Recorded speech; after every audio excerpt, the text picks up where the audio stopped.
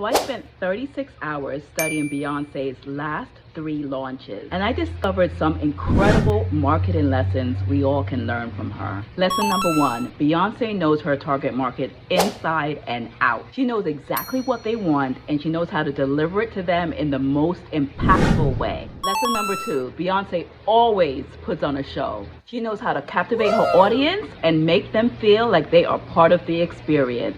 Lesson number 3, Beyonce knows how to create a sense of exclusivity and scarcity. Whether it's through limited edition merchandise or VIP experiences, she really knows how to make her fans feel special.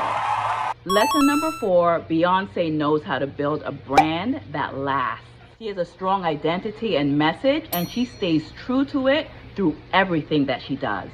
Lesson number 5, Beyonce is always ahead of the curve. She stays on top of the trends, and she is always looking for new and innovative ways to engage her fans. So there you have it, 5 marketing lessons that you can learn from Beyonce, and best of all, you don't have to be a superstar to incorporate this into your own personal brand.